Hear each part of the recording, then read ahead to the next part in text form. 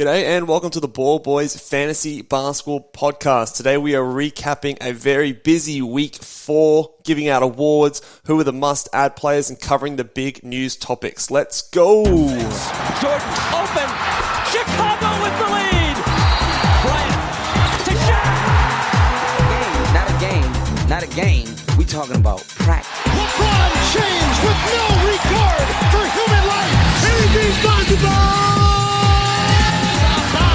Back out to Allen. His three-pointer. Bang! Curry for three. Wow! Unbelievable. Making it rain in New York. We the North are now we the champions. Not the destination, it's the journey. Mamba out. G'day and welcome again to the Ball Boys Fantasy Basketball Podcast. I am your host, Mitch Casey, and you can find me on Twitter at Ball Boys NBA and on Instagram at Ball Boys Fantasy Basketball.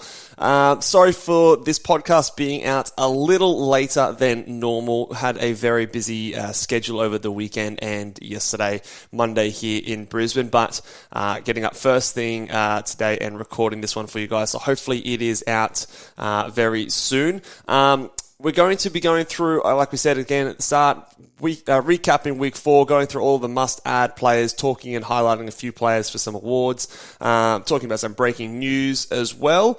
And then later this week on the agenda, we're going to be discussing, reflecting on the busts and sleepers in the preseason, what we've hit, what we've missed, what do I think is going to change so far, what do I think is, where I'll put my hand up and say that I think I was maybe off a little bit on this one. And then we're also going to be talking about a lot of holds and folds decisions. We're a month into the season so far, so some tough decisions are going to have to start being made depending on where you guys are sitting in your standings for each of your leagues. So we'll try and break that down as best as we can. And then also, if you go and check out, if you are a subscriber to ballboysnba.com, you can check out the Q&A, which has been uploaded to that one for all of the subscribers there. If you've had your questions uploaded, they have been answered, so go and check that one out now. It should be up. But let's get stuck into the recap. We're going to be starting with some fantasy basketball awards, and the first award for the Sweet Fantasy Basketball Award goes to a late surge winner with an absolute monster of a line.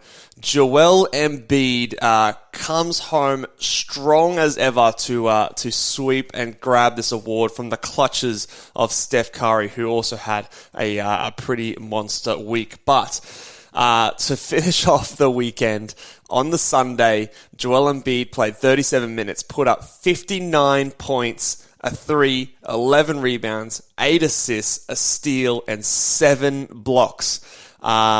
Just absolutely, and he did it on 68% shooting and 83% from the line, on huge volume as well. So just an absolute enormous lines. It's probably one of the best lines I can remember seeing for a long time. And if you had him in your lineups, which I did in one of my leagues, I think I already had that league wrapped up, but it was sort of just cherry on the top. If it managed to get you over the line in one or several categories, blocks, points, field goal percentage, free throw percentage, assists even from your center, you'd be absolutely stoked with that kind of a line. But in saying that, he had some other great performances this week. 4 games on the week. He was the number 1 ranked player. Very, very competitive week this week. We had a lot of big performances, but Joel Embiid stood up head and shoulders above everyone else. On the week, over 4 games, he's averaged 40 points. He's averaged 11 rebounds, 5.3 assists, 2.8 blocks, nearly a steal, nearly a 3. Very efficient shooting, 86.4% from the free throw line on massive volume, and shooting 54.3% from the field, again on massive volume. Of that line that he put up today, the actual biggest contribution that he had was the blocks. You look at the 59 points and you go, wow, that's enormous. But the blocks were huge. The field goal percentage was also absolutely enormous. So those two things were the biggest contributions. Then it was the points and free throw percentage, assists, rebounds, and then obviously a steal and a three. So he contributed across the board. Yeah, he had 5 turnovers, but who cares? When you have an enormous line like that, like it's just absolutely crazy. He is now cooking as on the season. Where is he at? He's the 12th ranked player on the season. If you look at his stats, however, it's pretty much bang on where I thought it would be. 32 points per game, 0.9 threes, 10 rebounds, 4 assists, 0.6 steals, 1.8 blocks, 53.7 from the field, 83.1 from the line. There's just a few other guys that are outperforming what we expected so far this season, so I have no trouble saying that he's going to be a top 10, top 8, top 5 fantasy player this season, depending on how many of those guys fall back, which I expect they will. He was maybe a little bit of a concern earlier this season. Having James Harden out at the moment definitely is boosting his numbers, and he's taking full advantage of that, but I still think that he is going to settle in and be an absolute lock for a first-round player this week. And I think I had him third or fourth in my rankings, just because the value of that amount of fantasy profile coming from a center-eligible player, which we know this season was very difficult to come by, is just even more elevated in my opinion. And not to say I expected lines like this, because this was very, very sweet, to quote the award. Let's move to the complete other end of the spectrum for the other not so good award, the Fantasy Loser Award for the week.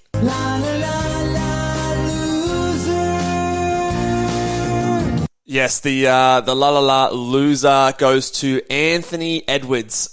Just not a good week. He was in the buy low show earlier last week. This was before several other disappointing performances. Sometimes when I put up a buy low, sell high show, I always just expect that the day after that they're going to come out and just do the complete opposite to what I said that they have or were doing. So I guess in a way, it's kind of like nice that the buy low still is effective. Not for those who have him on their fantasy rosters, but maybe if you were trying to buy low, the window is definitely still there. In fact, it's probably a bit more wide open than it was when I put out that video. But on the week, he's the 220th ranked player, averaging 16 points. Excuse me. Averaging 16.3 points, 1 3, 6 rebounds, 3.5 assists, less than a steal, 0.3 blocks, field goal percentage 43.6%, free throw percentage 68.4%. So definitely not something you want from the player that you likely took in the second round to be on the season ranked outside the top 130 and last week outside the top 200. He's very much disappointing people who drafted him early. I fear that he's not going to be someone that returns that top 20 value, that top 24 value that we were hoping. I still think that he can at least get to what he did last season. I don't see any reason as to why he shouldn't. I mean, yes, there is the complication of Rudy Gobert being now in the lineup, potentially clogging the paint or there seems to be something going on with this Minnesota team, and Anthony Edwards' attitude seems to be a little bit off. He seems passive-aggressive, you might even say. Some of his comments have been a bit not the best. So maybe there's something a bit more to this than just the fact that he's in a bit of a funk. The alarming thing to me is the lack of aggression. We do sometimes see this with players adjusting to new teammates, new fits in whether there's been a big trade in the offseason. So I'm hoping that this is just what it is, and I do expect that that's more the case. I'm not super alarmed, but again, I probably am starting to readjust my expectations, and maybe he's not a top 30, top 25 guy, but I still think that he could get at least to where he was last season. And last season he was, let me just double check, he was the 43rd ranked player in his second year in the NBA in 34 minutes. He's playing an extra 2 minutes per night. before these last week, he was probably averaging better numbers across the board outside of the free throw percentage, which is the big thing that's dragging his value down. This last week was really bad, and it's dragged his averages below a lot of what other things he was averaging last year. But I really do still think very confidently that he's going to be a top 40 player, probably a top 35, closer to 30 kind of a guy. But I don't think you're going to be getting that top 20 value that you might have drafted him at. Just the percentages in particular seem to be dragging his value back.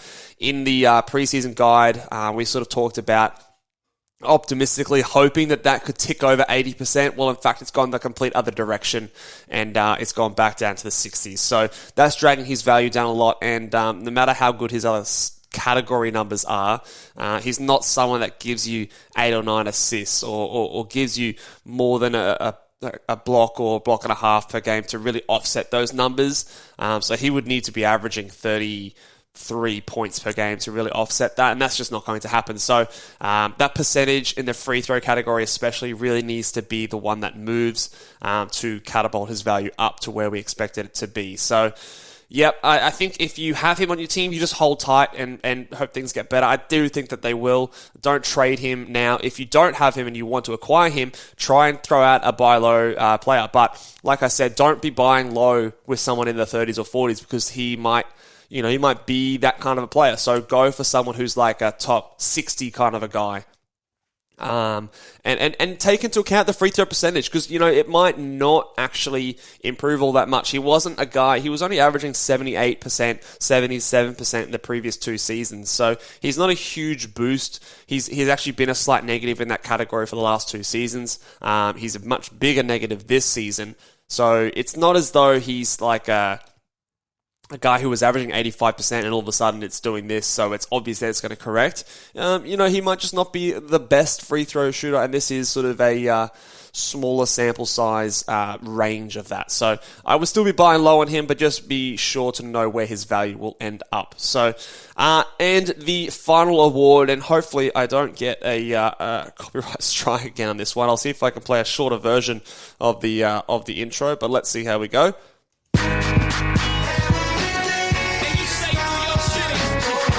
The award for the future Dynasty star goes to Alexei Pokusevski. So Alexei Pokusevski has been someone that if you listen to the podcast for a little while, back in, I think it was our first season we were covering his rookie year, I was very excited about this guy. I thought his upside was very, very high, especially from a fantasy point of view. He's someone that just contributes across the board, and if everything came to fruition, he would be a dynasty and a fantasy superstar. He had that sort of a potential. I've definitely lost hope fair amounts just seeing the on-court product not necessarily improve these last couple of seasons. But he's still exceptionally young. He's less than 21 years old. He's younger than 21.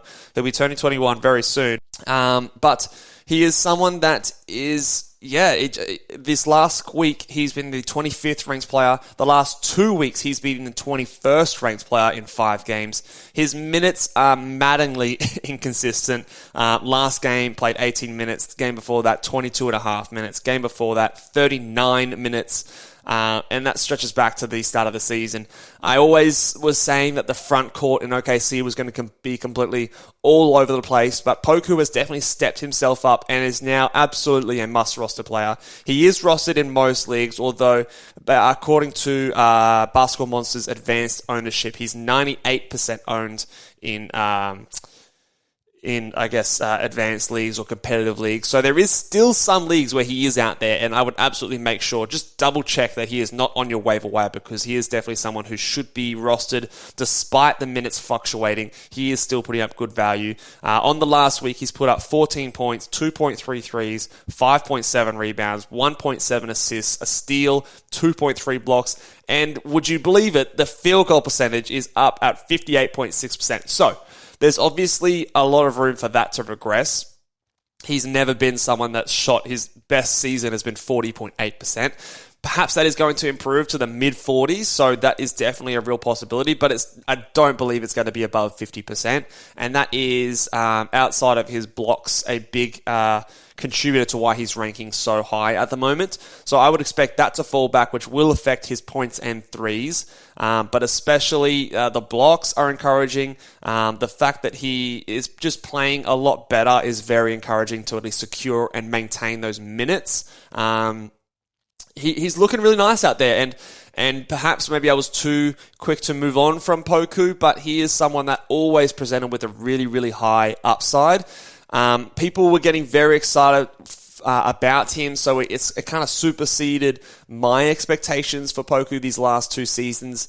So I've kind of been shying away and playing the anti-Poku game, but maybe the hype was warranted. It's hard to say, and it's also hard to say from a dynasty perspective where he fits in with a player like Chet to come back into the mix. Obviously, the Thunder have a million picks on their roster, so we don't really know what the future makeup of this team is going to be like. I have my doubts that Poku and a Chet lineup will really work long-term in the NBA.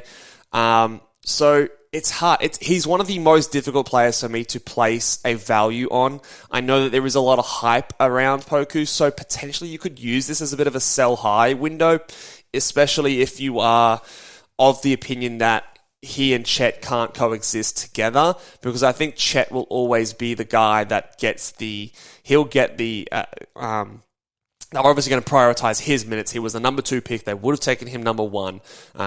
He is someone that I think has a much higher real-life NBA ceiling. He also probably has a much higher fantasy ceiling as well. So I think they're going to prioritize his minutes, and I think that will come at the cost of Poku's minutes. They might play some minutes together, but I think it will ultimately hurt his production when Chet is back into the lineup. So from a dynasty perspective, he has the potential. He has the potential to be a fantasy star. He absolutely does. I just think there has to be a lot of things that go right. They have to draft players that don't fill his position and do what he does. And obviously that front court is where they are lacking a lot of talent. They've already got Giddey. They've already got Shea. They've got Trey Mann. They've got Jalen Williams, who all look like good rotation pieces in their backcourt. But their front court is probably where they still have a lot of lack of talent, lack of depth. So they're probably going to be, if they're tossing up between a few different players in the draft, looking at that front court, and it's just going to continue to get more crowded, in my opinion, where it's already very crowded. You can see that in the minutes fluctuating all over the place. So I would potentially, in my opinion, use this as a sell high. If you can get a more assured piece or a more assured dynasty asset, I probably would do so. Again, depending on where you are in your league, I think this might be a bit of a sell high. Experiment and explore your options, because his value can change very wildly from league to league and how people view him.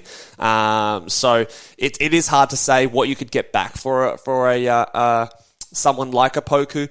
I would still be aiming pretty high, though, because there is undoubtedly some upside in his stat set, but I do think that it will fall off from this, especially when Chet Holmgren is back. But for redraft leagues, absolutely a must-roster player. In all leagues, I would say he is a must-roster player. Absolutely. All right, let's move on to the next topic. All right, so the next topic here, we're looking at some hot topics, some breaking news in the NBA. There's not a whole lot of breaking news coming down this week. We're looking at a couple of key guys coming back from injuries, suspensions. That is Kawhi and Kyrie. It is looking like both of them, we panicked a lot. There is some rumors or some little breadcrumbs out there that suggest that Kawhi might be getting closer to a return, maybe in the next 2 weeks or so. Next week, maybe by the end of the weekend, in the end of week 5, could potentially see Kawhi come back. He obviously will be very limited on a very heavy restriction, minutes and back-to-backs. So don't get your hopes up too much, but it is comforting to know that there is a positive movement forward for Kawhi, and our greatest fear was the fact that he might just not play again this season. It was a small fear, but with Kawhi, you never know. I still maintain he's going to be very frustrating to own this season, and we probably were drafting him too high. But it is a good time for us to look. If you've been selling or trying to get rid of Kawhi, I would tell you to pump the brakes and just wait for a little bit more concrete news. And definitely don't sell him for someone really, really cheap. No, I wouldn't be selling him for someone outside the top 70, top 60, really, unless they were the perfect player that fits your build and you desperately needed to make some wins right now. Because otherwise, I just don't think you're getting the value back for what Kawhi brings. So that's good and positive news. Nothing concrete. Yes, it's all just kind of rumors and breadcrumbs that I've been seeing online and on Twitter, connecting the dots together. So look, it could be completely all smoke and no fire, but at least I'm seeing some positive momentum for Kawhi's return, and I don't at this stage think he's going to be out for months and months and months. It does seem like it will be at least within November. I think that he will return, which is a good news, but again, you have to deal with the management after that. And Kyrie Irving, his suspension was, I think, up yesterday, was the 5 games, so on the Sunday, so I think that he's probably going to be spending some more time suspended. I think I saw somewhere that it's going to be at least another 3 games. So again, pretty much out for the rest of this week. But then after that, he is looking like he might be returning for week number 6 in our fantasy basketball leagues. So continue to hang tight. I'm more confident with his return to the team and his availability when he is back than I am for Kawhi. So I wouldn't be selling Kyrie off. For anyone pretty much outside the top 30, I would say at this stage, because you've already endured the pain of him being out a week. Hopefully it's just a maximum 1 more week after this, and then you should have your second round pick back in your fantasy lineups, and I know that I have him in a couple of leagues as well. So for my fantasy team's sake, I am looking forward to that. But again, things can obviously change with Kyrie Irving, so something might be different by the time this podcast comes out. Who knows? But at the time of recording, it looks like he might be suspended for another 3 games and then back after that, assuming all goes well with the tasks and the criteria that the team has outlined for him to do to return back to the team. All right, let's go through some must-add players. Now, Alexei Pokusevski, we mentioned him in the Future Dynasty Star Award, so he is a must-add player. So absolutely go and pick him up. Ride the bumps. The minutes are going to be all over the place, but I think you have to have him on your team. 2 Spurs. I think I must add players for this week and this week only, and then you can reassess at the end of the week. The Spurs play 5 games this week, and all 5 of them are on lower volume days. So Charles Bassey, who, by the way, was our Future Dynasty Star Award winner of last week after he'd only played 1 quarter of basketball. Just a shout out to this podcast. If you were listening to that episode, you were on to Charles Bassey before 99% of the rest of the fantasy basketball community. I did not think that he would be approaching standard league value this quickly. I thought that he might spend a bit more time in the G League and maybe not be getting as heavy minutes and not as shining as bright as he has so far. But here we are. He's a guy that I have in a couple of dynasty leagues, so I am very, very happy to see this. So Charles Bassey, absolutely someone. In less than 20 minutes, he's been sort of a top 50, top 60 player this season, so absolutely someone you can grab. It won't be this good, but with 5 games this week, you're going to get some really good value. And I think that Jeremy Sohan is a must-add player as well. He's more readily available in leagues because he doesn't put up the big eye-popping stats, but the fact that he is playing close to 30 minutes a night at the moment, or at least the last few games he's got so much opportunity this week. 5 games at 30 minutes a night. Quick math, it's 150 minutes in this week for you to put up some fantasy stats. He can give you steals, blocks. He might be able to give you some decent rebounds. He might get you a 3 per game. He might also get you, a couple, 2 to 3 assists per game as well. The percentages aren't going to kill you either. So I think that he is just going to, through sheer volume and sheer opportunity, be someone that you should absolutely grab this week and sort of see how he goes from there, and you can reassess. He is someone that, again, a rookie playing decent minutes to start the season, is he has some upside there, and you might not be quick to drop him next week because this might be the start of him getting some good playing time and some good production moving forward. And then the last player here, I think that Killian Hayes, again, another short term. Killian Hayes is a must-roster player. It might not be for your team, like perhaps you're punting, assists, or you've got really lots of steals, but he's going to be an excellent assist and steals stream for this week with Cade Cunningham out, missing basically the entire week. He's put up really good numbers so far in 2 starts, playing over 30 minutes in both of those starts, and even before that, he was starting to get going as well. The percentages will absolutely be rough. So be aware of that. Field goal percentage might be below 40%, so be ready to take a hit there. Or, again, if you're punting the field goal percentage, he is even more of a must-add player. But I think that someone in your league should have the use for Killian Hayes, so he is, to me, a must-add player. Talking about some maybe ads. So this is probably the last segment we'll do here, guys. We'll talk about some hold and folds later in the week when we go through that as a podcast. But maybe add players.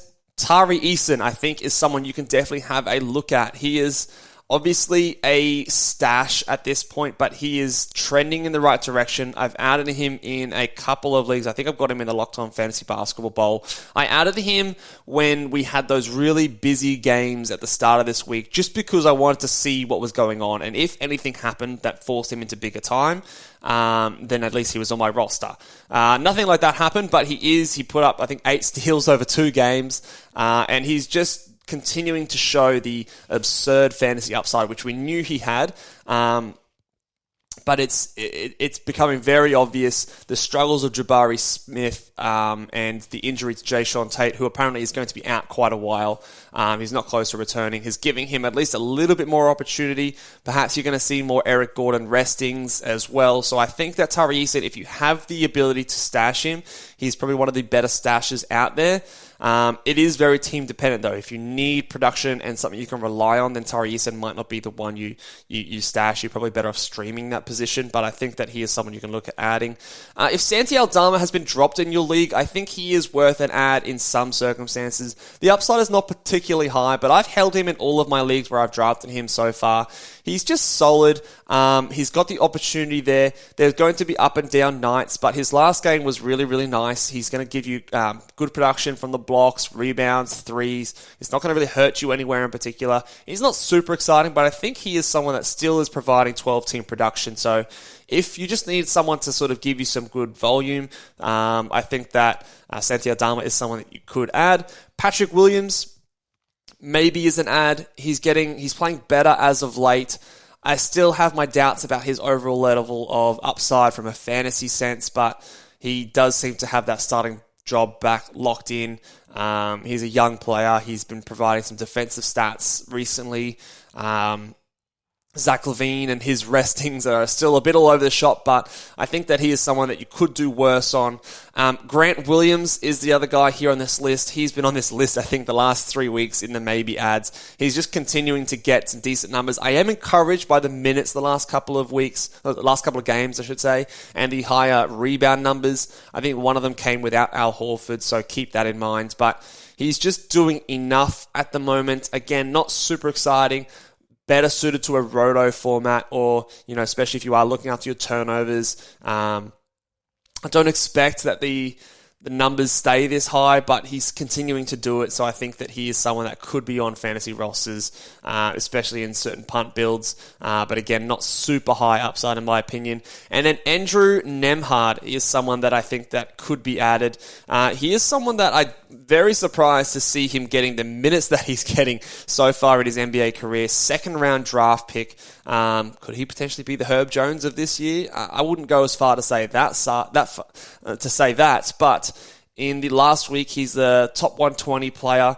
He's putting up 10 points, 2 threes, 3 rebounds, 4 assists, 1.3 steals, and on great percentages. He's not getting to the line basically at all, but those are useful numbers, 4+ assists, 1.3 steals, 2 threes per game on efficient shooting. That's very, very useful. That's like Ayo Dosunmu kind of numbers right there. So, and he's playing 28 minutes per night over his last 3 games. So definitely someone that if you need that, that ability to get maybe some assists and steals and do it efficiently, I'm skeptical whether he keeps these minutes up, but He has been doing pretty well with them, so I think that he could be an ad in 12-team leagues. In a 14-team league, I'd absolutely be adding him, and anything deeper than that, he absolutely should be on every roster. But I think in 12s, you can definitely have a look at it because those assists are very, very hard to find. Outside of maybe Killian Hayes, who might be a better streamer, but maybe Nembhard has a bit more of a chance at longer-term value, although I remain a little bit skeptical. But I could be wrong, and he could maintain this. He has been doing this for at least 4 games now. He's been playing pretty much over 27 minutes per night. So he is definitely someone you could have a look at. So that will do it today, guys. We're not going to go through any sort of drops today because we will go through the hold and folds later in the week. So make sure if you guys are listening over on YouTube, make sure you drop down a comment down below. Let us know if you had Joel Embiid in your team and he saved your week. And let us know how you're doing so far through a month of fantasy basketball action. Make sure you give the big video a thumbs up. If you're listening on iTunes, give us a 5-star rating. Would appreciate it and love you guys forever. And until next time, I'll see you later. Bye.